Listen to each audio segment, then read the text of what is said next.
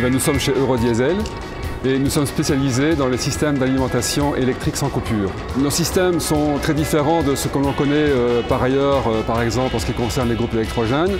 Avec un groupe électrogène, s'il y a une coupure de courant, l'installation du client va subir cette coupure et ce n'est qu'après 15 ou 20 secondes que le groupe électrogène va entrer en fonction. Tandis qu'avec nos équipements, l'installation du client ne subit aucune interruption. Nos systèmes fonctionnent en permanence et instantanément vont assurer la continuité de l'alimentation électrique.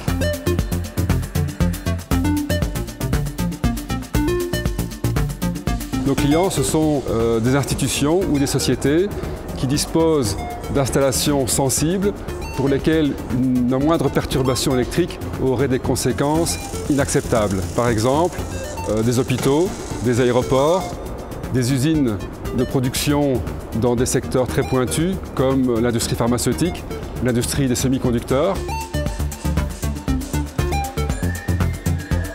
En ce qui concerne le chiffre d'affaires pour Eurodiesel, il y a 5 ou 6 ans, nous étions à moins de 20 millions d'euros.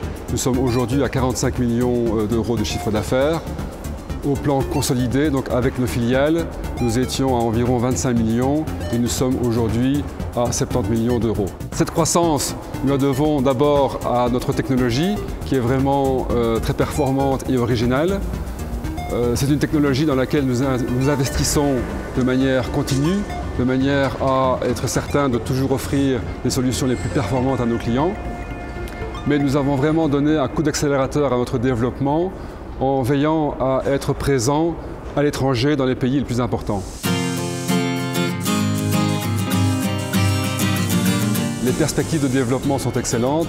Nous sommes présents sur des marchés qui sont en forte croissance et nous veillons à continuer le développement de notre présence internationale. En 2011, nous avons constitué des filiales au Brésil et au Moyen-Orient. Et maintenant, nous réfléchissons à d'autres pays à forte croissance, comme l'Inde, la Chine ou peut-être la Russie.